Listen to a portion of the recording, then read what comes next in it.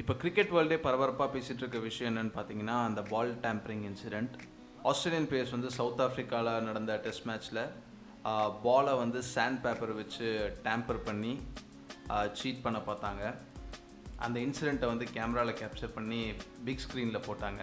அன்றைக்கி ஈவினிங்கே வந்து ஒரு ப்ரெஸ் கான்ஃபரன்ஸில் ஸ்டீவ் ஸ்மித்தும் பேன்கிராஃப்ட்டும் வந்து நாங்கள் வந்து பிளான் பண்ணி இந்த பால் டேம்பரிங் வந்து பண்ணோம் அப்படின்னு சொல்லி ஒத்துக்கிட்டாங்க. அதுக்கப்புறம் பார்த்திங்கன்னா ஒரு பெரிய பூகம்பமே வெடிச்சிச்சு. எல்லோரும் வந்து இது ரொம்ப தப்பு, இது வந்து பயங்கரமான இன்சிடெண்ட்டு, இது பயங்கரமான சீட்டிங் அந்த மாதிரி சொல்லி அந்த இன்சிடெண்ட் வந்து பெரிய இதுவாக்கிட்டாங்க. Australian media, Australian prime minister, Australian people எல்லாருமே வந்து பார்த்திங்கன்னா ரொம்ப அப்செட் ஆகிட்டாங்க. இப்போ பார்த்தீங்கன்னா கிரிக்கெட் ஆஸ்திரேலியா வந்து ஒரு இன்வெஸ்டிகேஷன் நடத்தி இப்போ வந்து அதில் என்னென்ன கண்டுபிடிச்சிருக்காங்கன்னு பார்த்தீங்கன்னா, டேவிட் வார்னர் வந்து இந்த பிளானை வந்து போட்டதே டேவிட் வார்னர் தான் அப்படின்னு சொல்லியிருக்காங்க. அப்புறமேட்டி பேன்கிராஃப்டை வந்து பண்ணணும்னு சொன்னது வந்து டேவிட் வார்னர் அப்படின்னு சொல்லியிருக்காங்க. அது வந்து எப்படி பண்ணணுன்ட்டு பேன்கிராஃப்ட்டுக்கு அவர் செஞ்சும் காட்டியிருக்காரு. அப்புறமேட்டு இந்த பிளானை பற்றி வெளியே சொல்லலை, மேட்ச் அஃபீஷியல்ஸை வந்து மிஸ்லீட் பண்ணாங்க அப்படின்னு சொல்லிட்டு டேவிட் வார்னர் மேலே சார்ஜஸ் ஃப்ரேம் பண்ணியிருக்காங்க. ஸ்டீவ் ஸ்மித் பார்த்தீங்கன்னா இந்த பிளானை வந்து தெரிஞ்சுக்கிட்டே வந்து அவர் வெளியே சொல்லாமல் இந்த பிளானை வந்து ஸ்டாப் பண்ணலை அப்படின்னு சொல்லியிருக்காங்க. அப்புறமேட்டி சாண்ட் பேப்பரை வந்து பிக் ஸ்க்ரீனில் வந்துட்ட பிறகு அது வந்து மறைக்க சொன்னார் அப்படின்னு சொல்லி இது பண்ணாங்க. அப்புறமேட்டி மேட்ச் ஆஃபீஷியல்ஸை வந்து மிஸ்கைட் பண்ணாங்க அப்படின்னு சொல்லிட்டு ஸ்டீவ் ஸ்மித்துக்கு வந்து சாங்ஷன்ஸ் கொடுத்துருக்காங்க.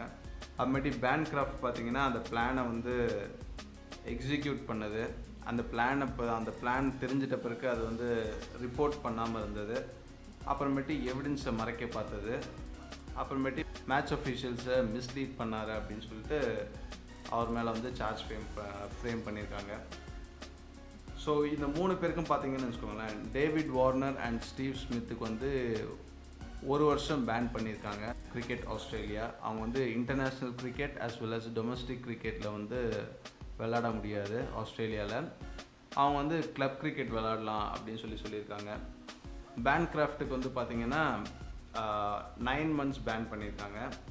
அதுக்கப்புறம் பார்த்திங்கன்னா இந்த 3 பேரும் வந்து 100 hours வாலண்டரி சர்வீஸ் இன் கம்யூனிட்டி கிரிக்கெட்டில் பண்ணணும்னு சொல்லியிருக்காங்க. அப்புறமேட்டு இந்த 3 பேருக்கும் வந்து லீடர்ஷிப் இனிமேல் வந்து இவங்களை கேப்டன் ஆக்குவாங்களா அப்படின்னு சொல்லிட்டு அதுக்கு ஒரு எக்ஸ்ப்ளனேஷன் வந்து கிரிக்கெட் ஆஸ்திரேலியா கொடுத்துருக்காங்க. அதில் வந்து ஸ்டீவ் ஸ்மித்துக்கும் பேன்கிராஃப்ட்டுக்கும் வந்து அவங்களோட அந்த பனிஷ்மெண்ட் பீரியட் முடிஞ்சிட்ட பிறகு 1 வருஷத்துக்கு வந்து அவங்கள கன்சிடர் பண்ண மாட்டாங்க. கன்சிடர் பண்ணாலுமே வந்து அது வந்து மக்களோட சப்போர்ட் இருந்தால் தான் கன்சிடர் பண்ணுவாங்கன்னு சொல்லியிருக்காங்க. டேவிட் வார்னருக்கு வந்து இதுக்கு மேலே நாங்கள் கன்சிடரே பண்ண மாட்டோம், லீடர்ஷிப் ரோலில் வந்து டேவிட் வார்னர் வரவே மாட்டார் அப்படின்னு சொல்லி அவங்க அனௌன்ஸ் பண்ணியிருக்காங்க. இதை அனௌன்ஸ் பண்ணதுக்கப்புறம் வந்து ஐபிஎல்லில் வந்து இவங்க ஸ்டீவ் ஸ்மித்தையும் டேவிட் வார்னரையும் வந்து அஃபிஷியலாக பேன் பண்ணிட்டாங்க. ஸோ இந்த சீசனில் வந்து ஸ்டீவ் ஸ்மித்தும் டேவிட் வார்னரும் கண்டிப்பாக விளையாட மாட்டாங்க. அது வந்து சன்ரைசர்ஸ்க்கும் ராஜஸ்தான் ராயல்ஸ்க்கும் ஒரு பெரிய இழப்புன்னு தான் சொல்லணும். ஏன்னா 2 பேரும் வந்து அவங்களோட கேப்டன் அண்ட் மெயின் பிளேயர்ஸ், அவங்க 2 பேரையும் வந்து இந்த வருஷம் ஐபிஎல்லில் பேன் பண்ணதுன்றது வந்து ஒரு பெரிய இழப்பு தான் ஐபிஎல்லுக்கும் அந்த 2 டீமுக்கும். இப்போ வந்து யார் வந்து இவங்களை ரீப்ளேஸ் பண்ண முடியும் அப்படின்னு சொல்லி பார்க்கலாம். இப்போ டேவிட் வார்னரை பார்த்தீங்கன்னு வச்சுக்கோங்களேன், ஏடியன் மார்க்ரம் அவர் ரீப்ளேஸ் பண்ணலாம், இல்லை மோசஸ் என்ரிகேஸ் அவர் ரீப்ளேஸ் பண்ணலாம், இல்லைனா மார்கன் ரீப்ளேஸ் பண்ணலாம், இல்லைனா ஆஷிம் ஆம்லா ரீப்ளேஸ் பண்ணலாம். ஸ்டீவ் ஸ்மித்தை பார்த்தீங்கன்னு வச்சுக்கோங்களேன், லூக் ரான்ச்சி அவர் ரீப்ளேஸ் பண்ணலாம் ஸ்டீவ் ஸ்மித்தை, இல்லைனா குசால் பரேரா அவர் ரீப்ளேஸ் பண்ணலாம், இல்லை லெண்டல் சிமன்ஸ் ரீப்ளேஸ் பண்ணலாம், இல்லைனா ஜோ ரூட் ரீப்ளேஸ் பண்ணலாம். என்ன பர்சனலாக கேட்டிங்கன்னா டேவிட் வார்னருக்கு பதில் வந்து ஏடியன் மார்க்ரம் இல்லைனா வந்து ஆஷிம் ஆம்லாவை செலக்ட் பண்ணலாம். ஏன்னா 2 பேரும் வந்து ஓப்பனிங் பேட்ஸ்மேன் அண்ட் அவங்க 2 பேரும் வந்து ஒரு அட்டாக்கிங் பேட்ஸ்மேன் கூட. அவங்க ரெக்கார்டும் வந்து T20 நல்லாவே இருக்குது. ஸ்டீவ் ஸ்மித்துக்கு பதில் பார்த்தீங்கன்னு வச்சுக்கோங்களேன், ஜோ ரூட்டை வச்சு ரீப்ளேஸ் பண்ணலாம். அவரோட ரெக்கார்டு வந்து T20 சூப்பராக இருக்குது. அவரை ஏன் ஃபஸ்ட்டு அந்த இதிலே செலக்ட் பண்ணல அப்படின்னு சொல்லி தெரியல. இது வந்து ஒரு குட் ஆப்பர்ச்சுனிட்டி. அவர் வந்து கண்டிப்பாக அவருக்கு லீடர்ஷிப் இதுவும் கொடுக்கலாம். பட் மோர் தென் தட் அவர் வந்து ஒரு நல்ல பிளேயர் கூட. டேவிட் வார்னருக்கு கரெக்ட் ரீப்ளேஸ்மெண்ட் பார்த்தீங்கன்னா ஏடிஎன் மார்க்ரம் இல்லைனா ஆஷிம் ஆம்லாவாக இருப்பார். ஆஷிம் ஆம்லாவுக்கு என்ன ஒரே ஒரு ட்ராபேக்குன்னு பார்த்தீங்கன்னா அந்த ஃபீல்டிங் தான். ஸோ ஏடிஎன் மார்க்ரம் வந்து எக்ஸ்ட்ராடினரி ஃபீல்டர். ஸோ பார்க்கலாம் இந்த ஐபிஎல் வந்து எப்படி இருக்கும் அப்படின்னு சொல்லிட்டு. ஏன்னா முன்னாடி வந்து ஒரு டீமும் வந்து வெல் பேலன்ஸ்டாக இருந்துச்சு. இந்த மெயின் 2 பிளேயர்ஸ் எடுத்தோடனே வந்து அந்த 2 டீமுக்கும் வந்து பயங்கரமான ஒரு இழப்புன்னு தான் சொல்லுவேன். அண்ட் இந்த பேன் பற்றி பார்த்தீங்கன்னு வச்சுக்கோங்களேன், 1 year பேனுன்றது வந்து ரொம்ப டூ மச். எல்லா கிரிக்கெட் கமெண்டேட்டர்ஸ், எல்லா அனலிஸ்ட்டு எல்லாருமே தான் சொல்கிறாங்க 1 year பேனுன்றது வந்து டூ மச். இது வந்து பால் டேம்பரிங்ன்ற இதை வந்து நம்ம ஃபிக்ஸிங் அந்த ரேஞ்சுக்கு வந்து நம்ம கம்பேர் பண்ணக்கூடாது. பால் டேம்பரிங்கிறது வந்து பார்த்திங்கன்னா ஃபார் எக்ஸாம்பிள் ஒரு கிரிக்கெட் மேட்ச் நடந்துகிட்ருக்குன்னு வச்சுக்கோங்களேன், T20 நடந்துகிட்ருக்கு.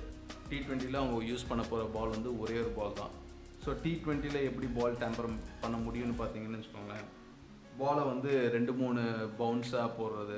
சப்போஸ் நான் 4 லைனில் பாலை பிடிக்கிறேன், அந்த பாலை வந்து நான் ஒரு ஸ்ட்ரெயிட்டாக கீப்பருக்கு த்ரோ அடிக்காமல் ஒரு 2 pitchல அடிக்குது, 3 pitchல அடிக்கிறது, இல்லை அன்னெசரியாக பாலை வந்து பிட்ச் பண்ணுறது வெளியே, அப்பார்ட் ஃப்ரம் த பிட்சை விட்டுட்டு வெளியே வந்து பிட்ச் பண்ணி இது பண்ணுறது.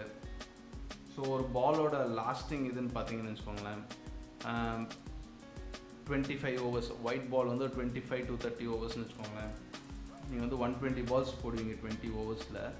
அதுக்கப்புறமேட்டு உங்கள் கையில் வர பால் எல்லாமே வந்து 1 pitch, 2 pitch, 3 pitchல போட்டிங்கன்னா அது நீங்கள் கவுண்ட் பண்ணும்போது பார்த்தீங்கன்னு வச்சுக்கோங்களேன் 30 overs மேலே ஆகிடும். ஸோ நீங்கள் 20 oversலேயே வந்து ரிவர்ஸ் ஸ்விங் வந்து எக்ஸ்ட்ராக்ட் பண்ண முடியும். அதுவும் வந்து ஒரு விதமான பால் டேம்பரிங் தான். நீங்கள் வந்து அம்பையர்ஸ் வந்து நீங்கள் மேட்ச் வந்து உன்னிப்பாக பார்த்தா தெரியும், பால் வந்து வேணுங்கிட்டையும் வந்து இவங்க பிச் பண்ணி போட்டாலே வந்து அம்பையர்ஸ் வந்து வார்ன் பண்ணுவாங்க, எதுக்கு பால் இத்தனை பிச் பண்ணி போடுறீங்க, அன்னெசரி எதுக்கு போட்டிருக்கீங்க அப்படின்ட்டு. ஏன்னா அதுவே வந்து பால் டேம்பரிங் தான். ஸோ இதில் மெயின் இதுன்னு பார்த்தீங்கன்னு வச்சுக்கோங்களேன், அவங்க வந்து ஒத்துக்கிட்டது தான். இப்போ அவங்க ஒத்துக்காமல் இருந்தாங்கன்னா பேன் கிராஃப்ட்டுக்கு ஒரு 2 மேட்ச் இல்லை 3 மேட்ச் வந்து, இல்லை மேக்ஸ் டு மேக்ஸ் 5 மேட்ச் வந்து பேன் பண்ணியிருப்பாங்க பேன் கிராஃப்டை. அது வந்து ஒரு பெரிய அசிங்கத்தை வந்து கொண்டு வந்திருக்காது ஆஸ்திரேலியன் கிரிக்கெட்டுக்கு, ஆஸ்திரேலியன் ஸ்போர்ட்ஸுக்கு. அது ஸ்டீவ் ஸ்மித் வந்து அதை ஒத்துக்கிட்டது தான் இங்கே பெரிய பிரச்சனையே. அவர் ஒத்துக்காமல் இருந்திருந்தால் இவ்வளோ பெரிய சாங்ஷன்ஸும் வந்திருக்காது, இவ்வளோ பெரிய இதுவும் வந்திருக்காது. இப்போ ஸ்டீவ் ஸ்மித்துக்கும் டேவிட் வார்னருக்கும் பார்த்தீங்கன்னு வச்சுக்கோங்களேன் ஒரு பெரிய இழப்பு. ஏன்னா 2 பேருக்கும் வந்து 12.5 கோடி வந்து லாஸ் ஆகிருக்கு ஐபிஎல் விளையாடாததுனால. எனக்கு தெரிஞ்சு அதுவே ஒரு பெரிய இழப்பு. அவங்க ஒரு 3 months பேன் கொடுத்துருந்தா கூட வந்து அவங்களுக்கு வந்து ஒரு ஃபினான்ஷியலி ஒரு மிகப்பெரிய இழப்பு. அதுவே வந்து அவங்களுக்கு ஒரு பெரிய பாடமாக இருக்கும். ஸோ 1 year பேனுன்றது வந்து என்ன கேட்டிங்கன்னா டூ மச் தான் சொல்லுவேன். மேக்ஸிமம் அது வந்து கண்டிப்பாக இவங்க அப்பீல் போகணும். அப்பீல் போயிட்டு ஒரு 3 months கம்மி பண்ணிடணும். இல்லைனா வந்து ஆஸ்திரேலியன் கிரிக்கெட் டீமே வந்து ஒரு டிஸ்ரேக் போயிடும். ஏன்னா 2 பேரும் வந்து மெயின் பிளேயர்ஸ். அது இல்லாமல் வந்து ஒரு டீம் வந்து எப்படி வர முடியும்னு எனக்கு தெரியல. அவங்க வந்து என்ன யோசித்து அதை பண்ணாங்கன்னு தெரில. அவங்க வந்து ஒரு நியாயமாக யோசிக்காமல் வந்து ஒரு பப்ளிக் சென்டிமெண்ட்ஸ்க்கு வந்து இடம் கொடுத்துட்டாங்களோன்ட்டு ஒரு ஃபீலிங் இருக்குது. ஸோ வந்து கிரிக்கெட் ஆஸ்திரேலியா வந்து இதை ரீகன்சிடர் பண்ணி அவங்களோட பேன் பீரியடை வந்து கண்டிப்பாக கம்மி பண்ணணும்.